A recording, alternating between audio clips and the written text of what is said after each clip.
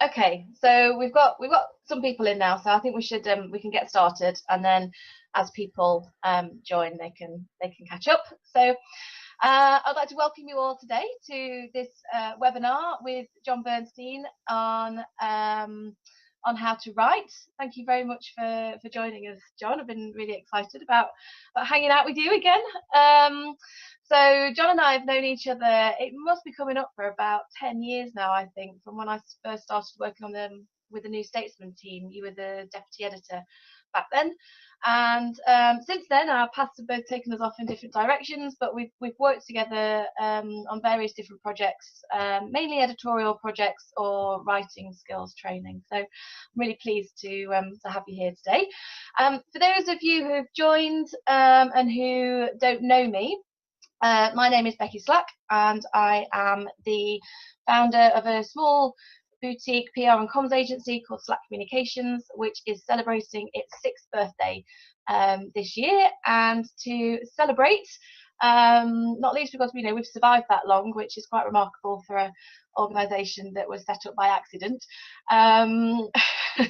Yeah, so I'm a great believer in sort of sharing my skills and other people's skills for the benefit of others. I think what goes around comes around, and so this is my small contribution to that. So we're going to be looking at how to write.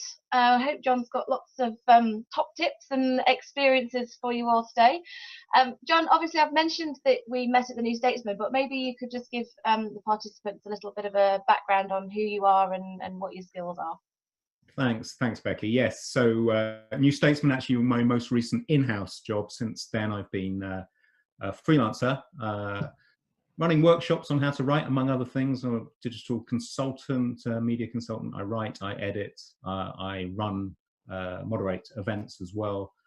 20 plus years as a journalist. I spent the first sort of 10 writing about trade. I was a trade journalist. I wrote about the fascinating world of technology for businesses, then spent the next sort of 10 doing anything but that. And I was at the New Statesman. I was there as the deputy editor, working across print and online. And before I was at the New Statesman, I worked at ITN. I worked for Channel 4 News. Initially, I was brought on to run a website for the election that took place in 2005. And then I kind of stuck around. I helped set up the multimedia, the digital team, as I suppose you'd call it now, there. And somewhere in between all of that, I worked for the government unit at the Cabinet Office, part of the project team that launched Directgov, which was the precursor to gov.uk. Brilliant, really broad and interesting breadth of experience there. Just on the point of the digital aspect, you are able to answer questions on sort of writing for social media and writing for web, as well as sort of the more general stuff. So as we go through the session, if any of our participants, if any of our attendees have questions about any type of writing, please put them in the chat box. So Jon and I, the format will be Jon and I will have a bit of a chat, and if you've got any questions, you can put them in the chat box, and it will be recorded so that if you want to watch it again, you can do. Brill. All right, Jon. So let's start at the very beginning. So when we talk about how to write, like, what is good writing? Like, what does it actually mean to be able to write well? So, I mean, I guess there are lots of different things. What is writing? You could start with, but let's not get into that sort of macro issue. But once you've decided that you're going to write something, you're writing something to share a point of view, or to express an opinion, or to perhaps even to lead opinion, then I think there's probably about three things, among others, three main things that you need to write well. One is around clarity of thought. One is clarity of expression, and one is knowledge of the audience. If I take each of those in turn, so clarity of thought, do you know what you want to say? I mean, it sounds obvious, but do you really understand what you want to say? Are you just going to write about a subject, or do you have a point of view, an insight, an anecdote to share around that? And knowing what you want to say also helps you define what you don't need to say. I think a lot of writing suffers because people feel they need to say absolutely everything, whereas just saying one thing and saying it really well is incredibly compelling. So that's around clarity of thought. What follows from clarity of thought is clarity of expression, and that's about the words that you use to express those thoughts. So use plain English, avoid jargon. And I think there's a real temptation in whatever sector we work in, whether it's the charity, the third sector, or whether it's we write about pharmaceuticals, we write about finance, there is a tendency to sort of dive into the language of our sector, almost hide behind that language. And in a sense, that's probably fine if you're preaching to the converted, but invariably you want to preach to more than the converted. And you end up alienating people if you hide behind the jargon of your industry. So that clarity of expression is really important. And then the final piece is that knowledge of the audience. Who are you writing for? If you speak to novelists, if you speak to people who write screenplays, etc., they might say to you, I don't care who I'm writing for. I'll write something brilliant and the audience will come because it's brilliant. And that's absolutely fine. But I think when we're in this world of communications, it's really valuable to have a good understanding. Who is that person you're writing for? Can you distill that big audience into one person? What are their needs? What are they interested in? How can you empathize with them? How can you relate to them? So those three things: clarity of thought, clarity of expression, and knowledge of the audience. Yeah, so brilliant. So just picking up on that first one then, clarity of thought. If you are starting to write something, like how do you make sure that you can be clear in what it is you want to, you know, what you want to write? Is it about sort of writing yourself a little brief, or is it about chucking a whole load of stuff down on a page and seeing what jumps out at you? Sort of how do you gain that clarity of thought? I'm a big fan of chucking lots of stuff down and seeing what sticks. I think that's not a bad start. I think also going to your, one of the really important things to do when you're writing, especially if you're writing in a professional capacity, which I think is the majority of the people that are here today, then going to your area of expertise, going to your niche. What do you understand? What do you know? What can you bring to the party that other people can't necessarily bring? And that might be your experience, drawing on some anecdotes, some instances, some case studies, or it might be just that you have a particular take on something that has been spoken about or written about a lot before.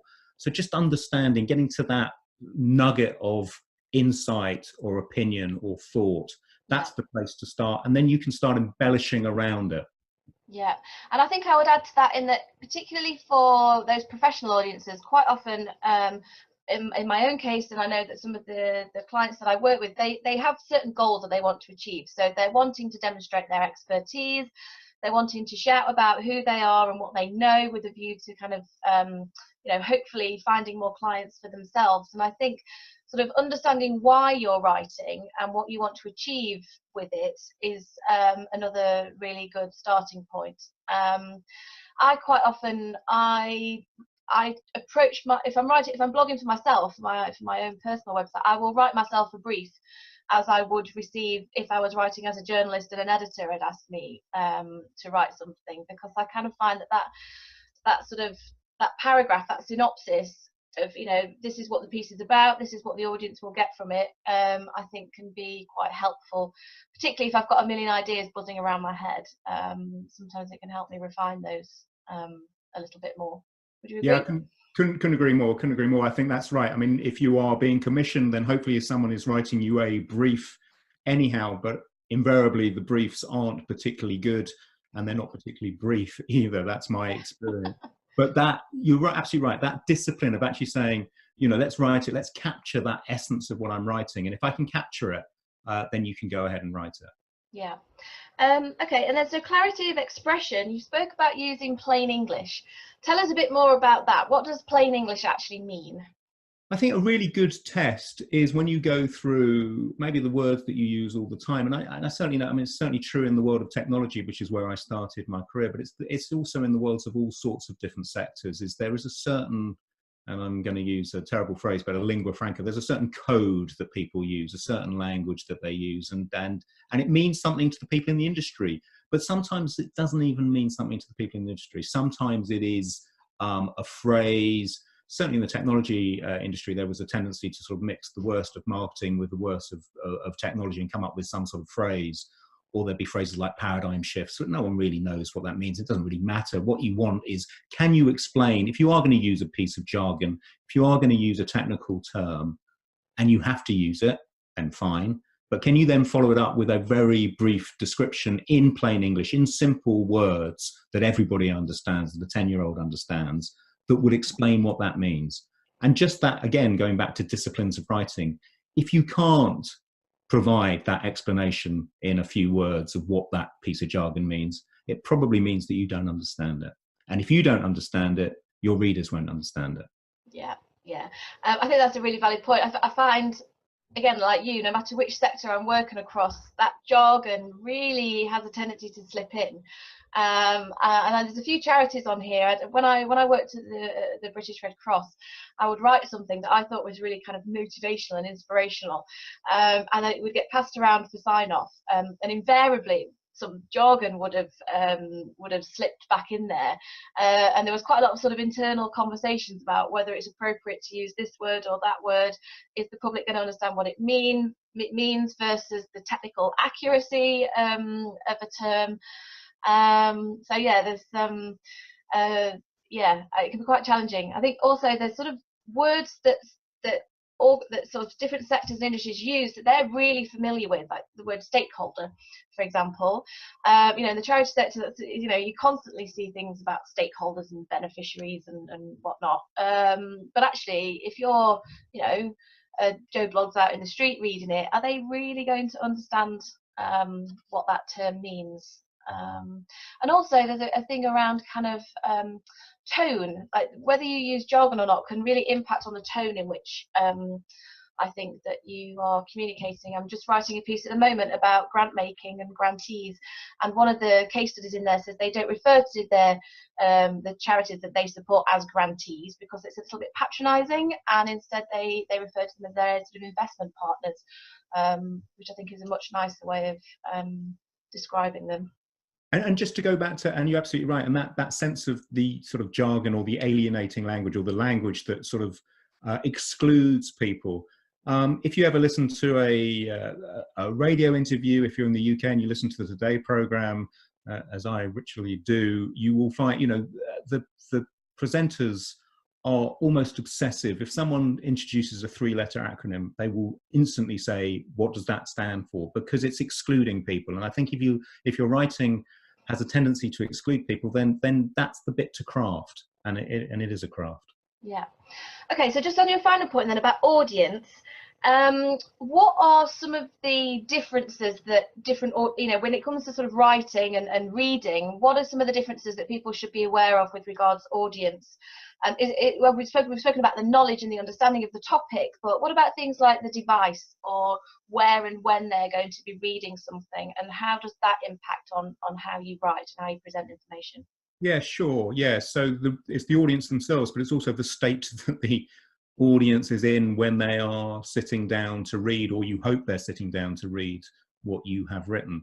And clearly digital has transformed that, and we only have to go back sort of 11, 12 years to the sort of pre-smartphone era where people weren't consuming, they weren't consuming the stuff that you wrote in such a small form factor, and that has an impact, but it wasn't accessible 24 hours a day.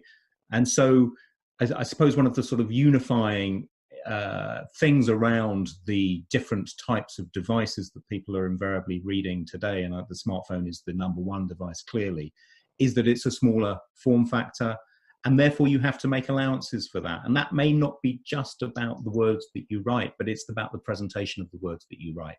So you need to let those words breathe on the page. That might mean introducing subheadings into your piece so it's easier to navigate. It might mean introducing bullet points or numbered bullets. You may have an aversion to those kind of things, but if it helps the reader navigate through the piece, then you're doing the reader a service, and by definition doing yourself a service. The other thing that you might want to do, I mean, the BBC certainly used to do this on their online site, was that they used to restrict each paragraph to a single sentence. And again, that instantly makes it easier to read, and it also introduces a lot of white space, which is, again, doing the reader a service. But that's mainly that's for online, right? So if you were writing for a printed article, I mean, you know, you would never really do a paragraph per sentence for a printed article, or would you? Probably not. I mean, some of the things that we've learned, I mean, I'm old enough to have been there sort of back in the mid-90s when we were transferring from print to digital, and we just took all our lessons from print and just said, well, that's how you do it on digital. And then instantly we learned that we were completely wrong. And I think some of the lessons we've learned from the world of digital, we can then transpose back into the world of print. And maybe those shorter paragraphs is one of those things. But in print, you've got a lot of other things helping you to navigate around a page. So if you think of a magazine article, for example, in print, you've got a headline, you've got a introduction, a kicker, a stand first, that helps you understand what the piece is about, the byline of the person that's written it. You've got the actual article itself. You've got pulled quotes, enlarged quotes that take the essence of some of the key parts of the piece and expand on those. So your eye is drawn to all of those things. You've got pictures, you've got picture captions. So a hell of a lot is going on that's helping you to understand what it's about, what the take of the writer is, where it's going to go. Whereas when you approach something in the world of digital, often the first thing you see and the only thing you see before deciding whether you're going to commit is a headline. So that headline has to do an enormous amount of work. Well, we might come back onto that a little while longer, because I think headlines are, that's sort of can be one of the hardest things to write. Just for all you attendees, if you've got any questions or you want more clarity on any of these issues, then please pop your questions into the chat box.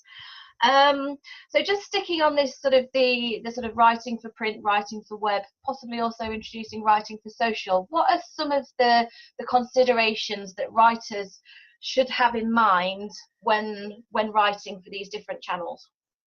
So we talked a little bit about digital. I think digital is, whether it's the screen that you're looking at right now or whether it is a tablet or a smartphone, because there is so much competing information, and because the only way in potentially is that you've just suddenly browsed and seen or arrived via social media or search on a potential article that you might be reading, you've got to do a lot of work in terms of convincing people to stick around and to commit. So I often talk about this tendency that people online, they scan then read.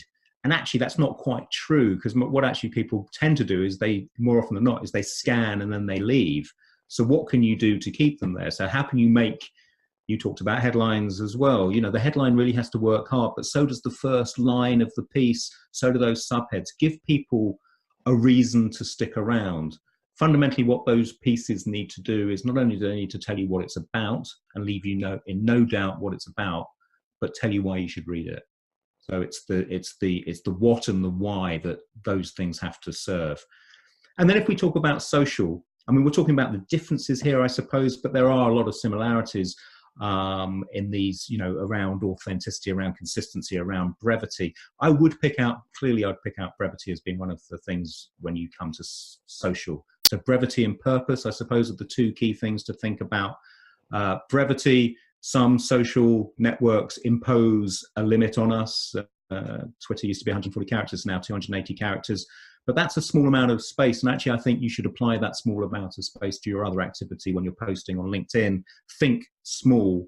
And then if you're thinking small, you kind of almost want to don the cloak of an advertising copywriter who has to be creative within limits. And that's, we're all in this world of communications. That's what we do. We have to be creative within limits. And actually imposing that limitation on your writing actually can sometimes bring out some of the best ideas.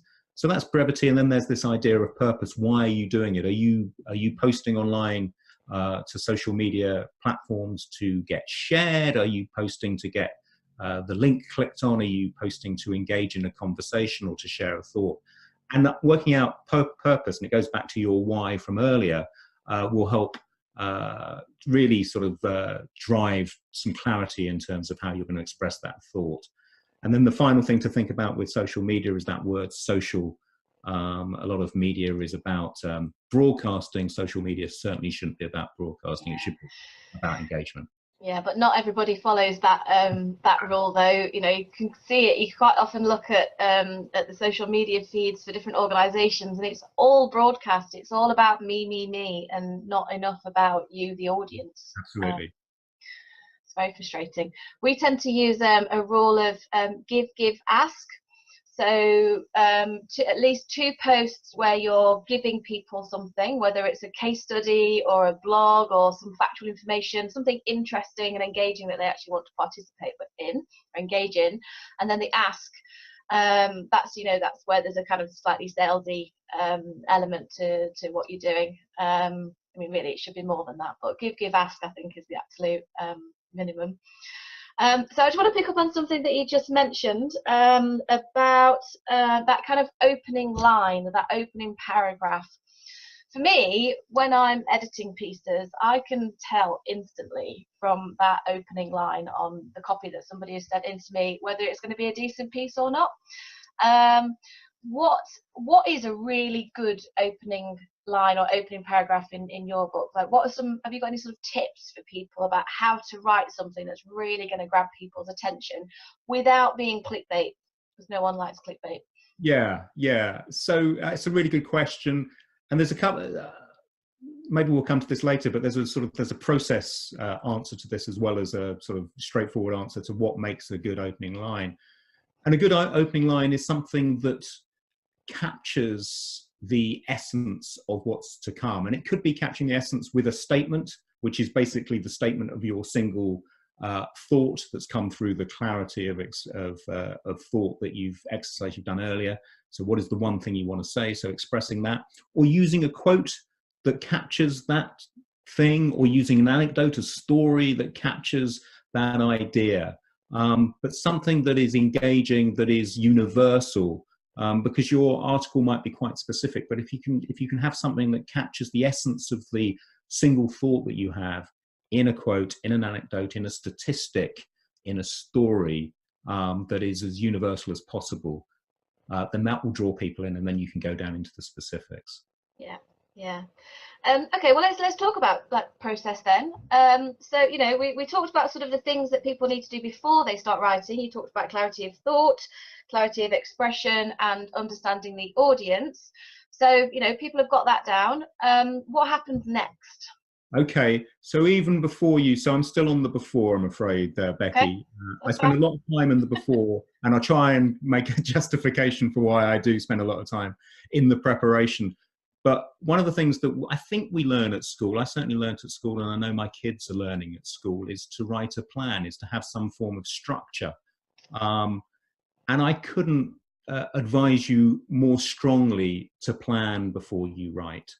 So you have all these thoughts, these ideas, you have that single main thought that you want to express, but you've done some research, you've got all this information in your head, get it down there, and then sort it. So say, okay, so basically this piece I'm going to write comes in 3 main sections, and then there's an introduction and there's an outro to the piece. But my 3 main sections, and this bunch of stuff is going to go in section 1, this bunch of stuff is going to go in section 2, and this is going to go in section 3. And probably each section is going to be made up of 2 or 3 paragraphs, depending on how long the piece is. But you're starting to think in terms of signal and noise. You're getting all, you understand what you want to say in each section, and you're starting to think about what is the segue, what is the thing that connects section 2 with section 3 with section 4. Once you've got that in place, the writing, I promise you, becomes easier, because you've got something to draw on. And it becomes easier for a couple of reasons. 1, you can always refer back to the plan. 2, you can adapt the plan. So if you're in the middle of writing, you realize actually that section that was 2 would be better as section 3, because I've got a really neat way of linking a couple of things together. The other thing that it allows you to do as a writer is you can start in the middle. Now, there's a preconception that the way to write is to start at the beginning and end at the end, and that seems logical. But sometimes you get stuck. We all get stuck. And actually, the thing you feel most passionate about, or the thing you feel most confidently about, is buried in that section 3. It's a story you want to tell that helps throw some light on the issue that you're discussing. Mm-hmm. So by writing a plan, it allows you to start at section 3. And as soon as you start writing, you feel more confident of your writing. And suddenly you'll realize, actually, there's a really brilliant way I can get into this. And the last thing that I tend to write, well, the 2 last things that I tend to write, the intro is the penultimate thing that I write, and the headline is the last thing that I write. So I'm almost working in reverse. The quote that I love, and it's been attributed to all sorts of people, but the quote that probably works in this context is, give me 6 hours to cut down a tree, I'll spend the first 4 sharpening the axe. And as it applies to cutting down the tree, so it applies to writing. Spend 4 hours preparing, getting your stuff in order, getting your plan together. And then I promise you, I mean, writing's never easy, but it's much easier when you've done a plan. Yeah, I agree, and I think you can see that in people's writing. There's been more than one occasion where I've had articles sent in to me where it just doesn't flow, where it kind of jumps about all over the place and then goes off on a bit of a tangent, and you're reading it and I'm not entirely sure what the point of this piece is. Absolutely right. I mean, I've worked with, and you have too, worked with brilliant journalists who are able to hold it all in their heads and literally start with the first sentence and end up. But they are the exception, I promise you. Most of the rest of us struggle with that. So having a plan gives you that safety net, allows you to start at different places, and gives the piece, as you say, the coherence that is so lacking in a lot of pieces that we end up reading. Yeah, and I don't know about you, but sometimes I find that when I am plotting my structure, certain lines of copy that I want to include will kind of pop into my head, and I'll write those down just randomly as well, and try and work out where they need to fit. And also the plan also helps you understand where perhaps you haven't got quite enough information or knowledge, and where you might need to go back and just do a little bit more research or have another conversation with somebody perhaps. Yeah, exactly right. And it plays also into this issue that I know we've discussed in the past, this idea of having writer's block or lacking confidence in writing. And we all struggle from it. We all, the most experienced writer will have periods where they will prefer to make 7 cups of tea rather than start the piece they're supposed to be writing. It's just the nature of the beast, and it's tricky. But the plan helps you. The other thing that I would advise in that circumstance is, so how do you get to start writing when you really don't feel confident, or you just don't know where to start? One of the things that I sometimes make myself do is I set my timer for 10 minutes. I choose a section from my plan. I set the timer on my phone or on my watch. 10 minutes, I know it's going to go off in 10 minutes time, and I start writing. And I don't self-edit during that period. I don't go back and delete something and rewrite it. I just write. Yeah. And when we get to the end of that period, I then make myself that cup of coffee. I then come back with relatively fresh eyes. I look at the piece. I've got 6 sentences I've written, maybe 2 of those sentences. Yeah, you know what? They were rubbish. I thought they were going to be rubbish and they were terrible. So I just there are 2 sentences that the thoughts in them are good, but they're not quite right, but I craft them. I can go back, I can work on them. And then there's probably another 2 sentences. You know what? I don't know where they came from, but I'm actually really pleased with those sentences, and they're going to stay no matter what. Yeah. Yeah. And I think that's a really important point, actually, because some of the clients that I work with, particularly those where I'm coaching them with their writing skills, it's that fear factor is actually, it's a real hindrance for them, and it creates all these kind of blockers, writer's block and all the rest of it, and they just seem completely unable to put pen to paper or finger to keyboard. But I think, everybody, I mean, I've got 23 years experience in writing, and I still get writer's block, and I still get the fear, and I think it's just really important to remember that you're not alone, and also that the first draft of anything you write will be rubbish. Would you agree that the first draft is always rubbish? Yeah, it always is. But it's, the world of writing that we inhabit is a craft. It's not an art. I think there are some novelists who are artists, and that's a different realm. But most of us, we are craftspeople. And what you do when you are crafting something is that the first isn't just not quite right, but then you start to, work at the rough edges and turn it into something that is actually acceptable. And then it goes beyond acceptable to be good, and then very good. Yeah. So I'm not seeing any questions from anybody yet. So I'm going to assume that you're all expert writers, and that we're being totally clear and concise in everything that we're saying. If you've got any specifics, if you want to know who Jon likes to read, who he thinks are good writers, whether you've got specifics around your own writing skills, then please fire ahead. We want your questions. We want this to be useful for you. While people write some questions, Jon, so we've talked about kind of like things that you think about before you start writing. We're talking about the plan and the structure. We've spoken about the opening, we've talked about where you can start. You don't have to start at the beginning, you can start at the end if you want to. What are the other things, considerations that writers should be thinking about or could be thinking about whilst they're writing? So when you're writing, so we go back to some of that, you know, I talked about clarity of thought and clarity of expression and knowing your audience. Those, in a sense, those are the questions you either subconsciously or consciously ask yourself as you are writing. So you're saying, is it readable? Am I using too much jargon? If I'm using jargon, can I explain it in plain English? Does it need to stay? If it needs to stay, is there a little phrase that will sum up what I'm trying to say? Am I writing for that audience? Am I hitting home? Am I writing in a way that the audience will feel a sense of empathy, a sense of connection? So to do all of those things as you're writing is incredibly useful. And am I being faithful to the plan that I put together? And it might be okay not to be faithful to the plan, because you can only adapt a plan if you have a plan in the first place, but it's perfectly legitimate to say, actually, you know what, it's slightly different, and I'm confident enough for it to be different. So constantly asking yourself those questions and being willing to sort of go back and craft that paragraph. And as I think you said, you know, sometimes these words, phrases, sentences pop into your head and they're great. You're not entirely sure where they came from, but you want to use them. And suddenly you think, actually, that's the place I can use them. So as you're writing, be aware of that as well. And then post-writing, one piece of advice I would give people who have just finished their piece, and that advice is to be your fiercest critic, is to be the editor from hell on your own work. Even if you've got an editor who is ultimately going to look at the piece, and sometimes you are the last arbiter of whether it's good enough to be publisher, especially in this world of digital, we are our own commissioners, our own writers, our own publishers. But if you have an editor, if you don't have an editor, still be your fiercest critic and your toughest editor. Self-edit and self-edit again. Ask yourself those questions around readability, around expression of thought, etc.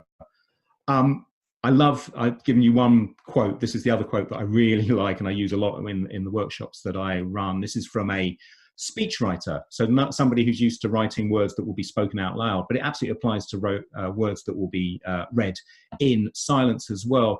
A woman called Peggy Noonan, who was a speechwriter in the 80s for Ronald Reagan, among others, and she wrote or said, once you finish the first draft of your speech, stand up and speak it aloud.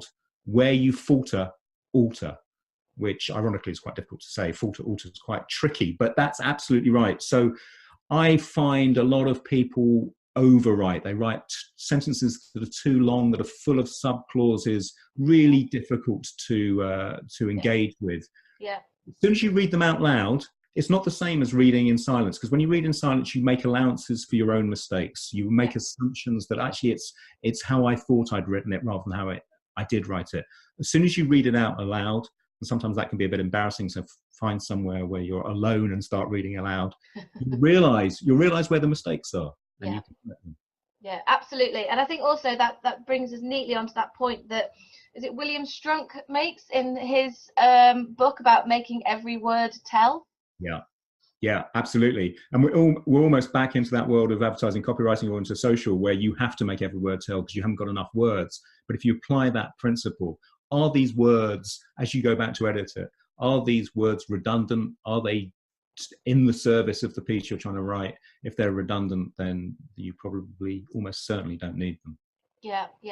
And I think you're right in that our brain, when we read something that we've written, our brain recognizes what we thought we'd written, not necessarily what we have done. Exactly. Are there ways in which you can get past that? Are there any tips for writers to how to make sure that they're reading with the right eye? I think that reading out loud is probably the best thing that I've come across, to be honest. As soon as you do that art, and the place that I saw it happen, and for obvious reasons, was when I was working in the newsroom at Channel 4, was that they were about to read it out loud anyhow. So these were presenters or correspondents. So as it approached showtime, the 7 o'clock news program, you'd hear this murmur in the newsroom, and it would be people starting to sort of practice their scripts. Yeah. And of course it applies to them, but it absolutely applies to us. And I think it's the only fail-safe way of not making, as you say, those assumptions about what you've written.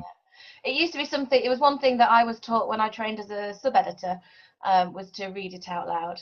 And also to read with a ruler, so that I was reading just one line at a time, and I wasn't jumping ahead, because quite often that's quite common too.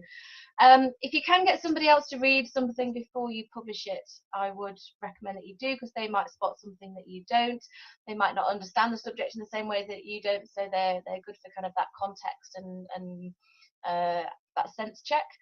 And quite often I will try, if I've got enough time and I've been organised enough, I will try and write the first draft or the second draft at least a couple of days before it's due to be filed or due to go live, so that I can sleep on it and then come back with a fresh eye. I think that's... Those are all brilliant pieces of advice, and that last one especially, if you have sometimes you don't have the luxury, but if you can create the luxury, or you are afforded the luxury to have a night between the last time you worked on it and the first time you read it, or the second time you read it, it's absolutely brilliant, because that fresh pair of eyes. And often you go to bed thinking, oh, that was terrible, and you wake up and you read it and say, it's not as bad as I thought, it's actually really good, but there are bits of it that can be improved. So yes, that's really, really important. So thinking about writers, I mean, are there any particular writers that you like, or that you don't like, or...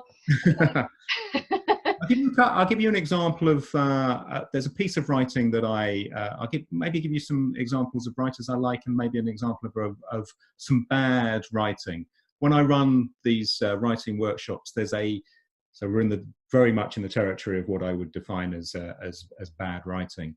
There is a press release that I always reach for, or invariably reach for, and I get people to work on this press release and try and turn it into something that is vaguely plain English. And it's a press release. I'll read you the first paragraph of this press release, and I'm sure everyone will understand it first time. He says, lying. This is from a bank. I won't mention the bank, but we'll call the bank Company X.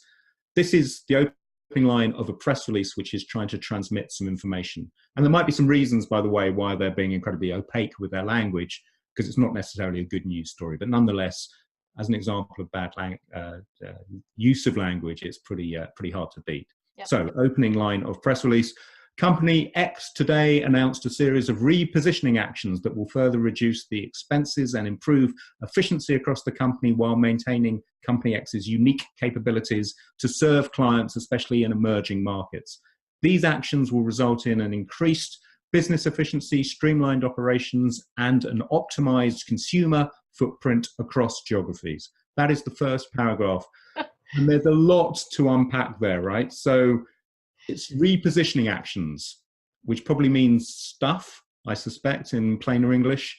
And then that very last phrase, an optimized consumer footprint across geographies, which when I run these workshops, I get people to try and work out what that means. And the closest we've got is a bank that's trying to cut costs, and it's shutting down branches across the world. And if you cut down branches across the world, but you don't want to say you're cutting down branches across the world, you say you are optimizing your consumer footprint across geographies. In a sense, it's masterful, but it's pretty terrible. Yeah, so in a way, that's an example of using jargon to bamboozle people intentionally. Yeah. And throw them off the scent. Yeah, absolutely. But you're pulling the wool over nobody's eyes, because somewhere in that press release, the real news exists. It may be in the very last paragraph, but it's there. Yeah. Yes. What does that do for your reputation, do you think, as an organisation, if you're writing like that? What will people think of you? Well,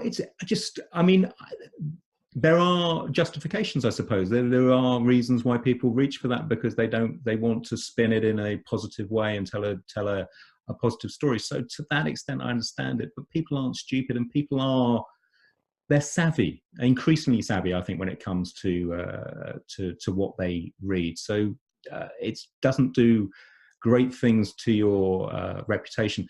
I haven't got it here, but the following paragraph, or the paragraph after, includes a quote from the chief executive of this organization. And it's a classic example in press release land where the quote has never touched anybody's lips. Somebody has written some words down that they think the CEO should say. They've shoved those words in front of the CEO and said to him or her, can you sign these off, just initial here if you're happy with these words. No one speaks them out loud. And again, that's, you know, if we talk about authenticity being important, it's the opposite. Mm-hmm. So on the subject of authenticity then, have you got any tips for how you can be authentic in your writing? I think one of the things to do to get out of that bubble of your own industry and to write like others in your industry, it's to read as widely as possible, to find stuff that has got absolutely nothing to do with your day job that you're interested in. It may be politics, it may be current affairs, it may be culture, it may be book reviews or cinema reviews. Find people you like reading and read them often. And I think that will really inform both the structure of how you write, but also that sort of tone of voice, which is much more sort of conversational or approachable. And I suppose that word you used, authentic. Yeah. Yeah, I think there was an example I think that you used in one of your social media trainings a few years ago about O2, when their phone line went down, nobody could make any calls. And so this is going back to social media as well, and writing for social media and that whole kind of engagement piece. So you're not broadcasting, you're actually being social. And wasn't it that they started off apologizing and playing it really safe and really corporate with the responses that they were getting to the criticism that they were getting online, and then over time they started being more chatty and more personable and started having a joke with people, and actually that kind of human element of their communications actually really worked in their favor. Yeah, absolutely. Yeah, and this was not in any sort of rule book that O2 had. It was a few years ago, and as you say, the mobile network went down. They were inundated with abusive tweets from people, and the person, I think it was a woman, chose to respond to every single complaint that she saw on social media. And as you say, she played it straight first of all, but then she was slightly playful. So as they came back with their abuse, she'd have a sort of playful answer when people would come to her and say, you know, go and do X, Y, and Z to yourself. She'd reply, well, maybe later, but I've got some tweets to send. And, you know, and suddenly she won people round. That's not to excuse the bad service, and not to say that the bad service wasn't material and real to these people, but in terms of diffusing what was a very awkward situation. It'd be interesting to see if you could do that on Twitter today. It's probably even more difficult to do it. But nevertheless, that sort of sense of being light about something diffuses the situation, and suddenly she won lots of people, and people recognised that, and they started to be playful back as well. And I think O2 did some sentiment analysis, and to the extent that it could work, it did turn some of the sentiment around. Yeah. So I think, you know, being human in your writing is really important, whether it's for an article or for social media. Yeah, being human, absolutely. And that means that you have to get out of your bubble. You have to stop reading stuff that is just about your industry and start reading stuff that is broader. Yeah, and I think also, I mean, you're right, reading is absolutely, you know, you become a much better writer the more you read, because your vocabulary will increase. You'll understand what you like to read and what it is about that piece that you're reading that you like, and then you can replicate that. I also find that, going back to your point about structure, sometimes if I'm really stumped, I will set myself a little exercise where I pick an article that I like in a newspaper or a magazine, and I break it down and I kind of dissect it, and I'm like, okay, so this is the intro, and it's a little story that they've started with. Then they've gone into hard statistics to demonstrate the context. Then we've got a quote. Then they've done something else. And by kind of dissecting an article and understanding the structure that they've used, I can then look at replicating that in my own work. Yeah, no, I couldn't agree more. I think, I mean, I often talk about, if you want to be a better writer, then read widely and write often. And the read widely is about choosing the people you like to read, and deconstructing it is exactly what you do, is to say, I mean, there's a couple of newspaper columnists that I like to read. There's a woman called Janice Turner in the Times. I think she is excellent. And then there's Janan Ganesh in the FT, writes about politics. And they write beautifully, but they also write, you know, they are in control of what they are trying to say. There is a structure to what they're trying to say. They're absolutely in control of what they are trying to deliver. and just spending some time and deconstructing it and working out how they're doing it and stealing some of those ideas of how to structure things. Absolutely nothing wrong with that. Then yeah, highly advise it. Well, no, I still can't see any questions. Can you see? I don't know whether there's a problem with my end or if you have asked a question and I can't see it, can you wave your hand in the air, respond on the Q&A or something? Because I can't see that there are any questions. It's fine if there's not. I just didn't want you to miss out on the opportunity to pick Jon's brain while he's here. We can keep going, can't we, Becky? Yeah. Okay. Another couple of examples of good writing. I just completely got nothing to do with, I think, the sectors that people work in that are listening to this, or indeed what I write about on a day-to-day basis. But there's a book that I read recently, and there's a book that I read a very long time ago, and I like them for different reasons, or perhaps the same reason.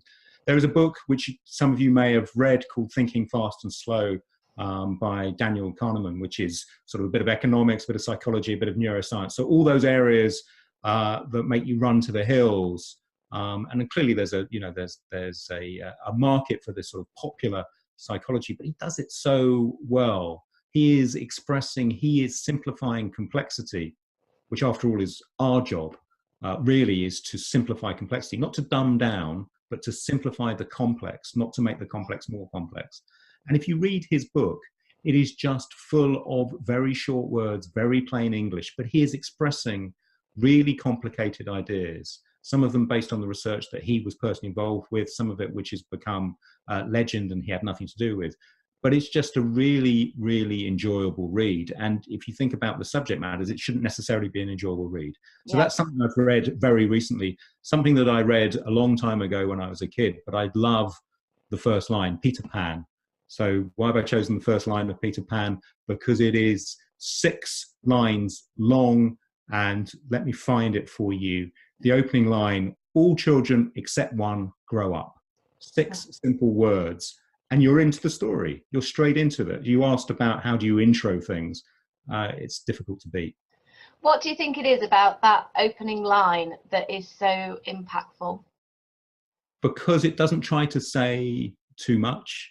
It doesn't try to be too clever, but it has that, clearly the clause there, the except one is the, in journalistic terms, we talk about man bites dog as being, that's where the story is. The except one is the man bites dog of that. It's suddenly, your ears prick up and say, okay, there's something interesting going on here. Yeah, it creates a sense of intrigue almost, doesn't it? It's kind of like, well, what do you mean except one? Who's the one? I need to read on and find out more. Yeah, no, exactly right. Yeah. So we've got a comment from Rue here saying she hasn't got any questions at the moment, but it's very useful to hear from other writers and get reassurance to know that I'm not alone. She's scribbling away apparently, so that's good to hear. Thank you, Rue. Okay, well, look, we've got 10 minutes left. So I think now is probably the time that we should start thinking about kind of, have you got any advice or any tips? We've spoken about quite a few bits, spoken about the need to read more. We've spoken about the need to redraft work and to prep properly. Sort of, just to sort of summarize, if you're quite new to writing or you're keen to improve, what would you advise to people? What would you want them to be thinking about? So in terms of that improvement, that constant improvement, I touched on it before. So the reading widely is really important. Just one more point about reading widely, and maybe I've sort of made this point too often, but it's really important to read beyond your area, because I certainly know when I wrote about the business of technology, there was a lot of terrible writing there, and if all you read is terrible writing, you're very likely to pick up those habits, if not deliberately, then via by osmosis. So getting yourself into the habit of reading stuff that is well structured is really important. So there's the reading widely and there's the writing often. So to go back to a point I made earlier, this is a craft, it's not an art, and the crafts can be honed and improved, and it's a craft, it's a muscle that needs to be exercised as well. So just getting into the habit of, if your work doesn't demand that you're writing every day, or you're writing something materially of substance every day, then start a blog, write a diary. I keep a diary. I've got a page a day diary. and sometimes I approach it with dread, and sometimes I really enjoy doing it. But just that act of being forced to write, 200 words or whatever it is really useful, and just sort of playing with the structure and the structure of the sentences and what you intro into your entry. Really, really useful stuff. Yeah, I agree. And I think, even with all these years of experience, if I don't write for quite a few weeks because I'm working on some other sort of project, I find that I get really rusty. Yeah. And that's when I have to go back and do things like deconstruct articles to kind of remind myself of what it is I'm supposed to be doing. It's like when we used to come back from the summer holidays when we were at school, and we could barely write, let alone write something interesting. We found picking up the pencil or the pen difficult. Exactly. You have to keep practicing. So just thinking about writing for the web, actually, obviously, SEO is really important, because otherwise, how are people going to find your work? Search is one of the most popular ways in which people come across content, I believe, and you can correct me if I'm wrong. Yeah. How do you make sure that you are writing with search engine optimization in mind? I remember once a former marketing director telling me that I should think about inserting spelling mistakes and the actual search terms, even if they weren't grammatically correct, into articles so that they would be found, of which I found absolutely horrifying, and I really didn't want to do that at all. So, what about SEO? Like, how can you make sure that you're making your copy optimized? Well, I think the first thing to do, and there's some people who would disagree with this, is to start by writing something that's interesting, compelling, that plays to your strengths, and is all the things that we've discussed so far. You can then apply some search engine optimization onto that. There are stories, there are people who will reverse engineer. They'll work out what's interesting and then they'll write that. And there's the famous story, which you may be familiar with, which is what time is the Super Bowl? Which is, the Super Bowl is the big American football event back end of every January, February time. It's played at different venues in different parts of the US, different time zones. And so one of the most popular search terms on Google in the beginning of the year in the States was, what time is the Super Bowl? So someone reverse engineered that and wrote a story called What Time is the Super Bowl? And in terms of impressions and clicks, he cleaned up. And people have tried to capture that spirit of What Time is the Super Bowl ever since. That's fine up until a point, but that's not where we are. So do the hard stuff first, the stuff that plays to your strengths first, and then work out what are the words. And there's some tools you can use that will tell you the types of words that connect to the words that you've been using.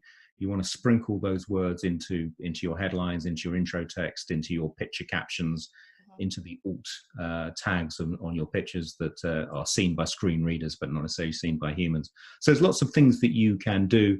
I've heard that story about introducing spelling mistakes, and there was a famous instance of a very famous pop star who died.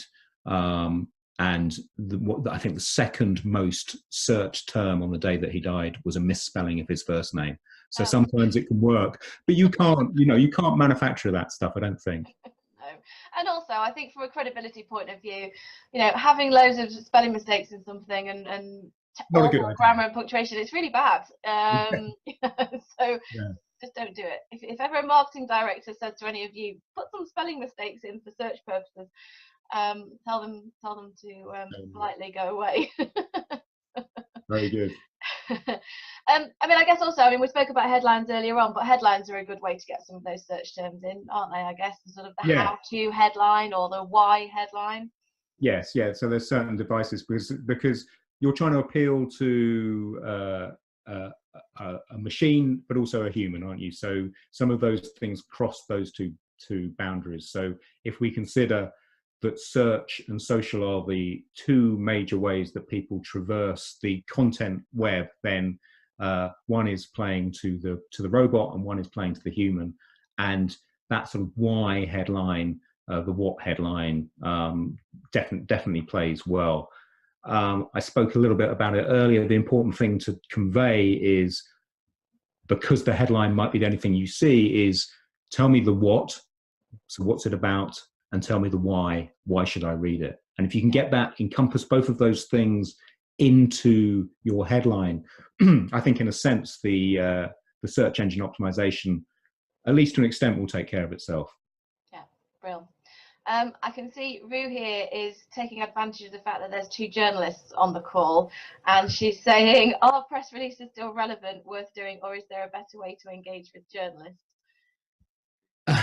It's a great question. I mean, we've written, you know, I'm sure I've probably written about the death of the press release, and so it lives on. I think one of the things that the press release has going for it is that it often lands in an inbox, and if someone has spent the time to craft a really good subject header, and for subject header read headline, you know, those 2 things are cousins, closely connected, then, you know, in the same way we underestimate the power of the press release, we underestimate the power of the inbox as email as a really good distribution channel. We talk about social and search. I've just done just that, but email directly to you. If it's interesting, if it's on point, if you understand the journalist needs and it's reflected in that subject header and then the press release that appears below, then it's still as relevant as ever. I would suggest. Yeah. Becky, your answer. Yeah, I would agree. I mean, for me, when I'm working with clients on PR, I would normally send a blanket press release, and then I would follow up with a handful of very specific titles with a very niche pitch that's absolutely tailored for them. But with my journalist hat on, I mean, although I hate the fact that my inbox gets completely overwhelmed and I have to spend Sunday afternoons clearing it out so that I'm fresh for the Monday morning, actually I do find them a really useful way of keeping on top of industry developments. I like to know what's going on within different organisations, and press releases can do that. And even if I can't use it there and then, I quite often will file them and I'll go back to them. They do serve a purpose, but they do need to be well written, and you are absolutely right, is that they need to be relevant for the journalist, otherwise you risk irritating them, and you need that really good subject line and opening paragraph or opening intro to them to keep me interested. Cool. Okay. Well, look, Rue and others, if you're interested in more PR related tips, then I could be persuaded to do another webinar on PR. So if you're interested in that, drop me a line, and if there's enough interest, I will do it. But for now, I think we've come to the end. Jon, thank you very much indeed. If people want to get in touch with you, can they? And if so, what's the best way? You know, if people want more information about your writing workshops or anything like that, you know, just how can people get in touch with you? Two ways. One, LinkedIn. So maybe you'll provide my LinkedIn contacts, and the second is email. And I have a slightly egotistical email address. It's Jon, Jon, so there's no H, Jon at Jon Bernstein. That's Jon, JonBernstein.co.uk. Nothing egotistical about it at all. I mean, I called my company with my name, so maybe it's a trait of journalists, perhaps. Definitely. All right. Well, thank you very much, and I can see some thank yous coming in from the participants. So, thank you very much to everybody who has signed on to listen. I really appreciate it, and I'm as ever grateful to Jon for your time and energy and expertise. Thank you very much, Jon. Great stuff. Thank you, Becky. Thank you. All right. Take care, everybody. Goodbye.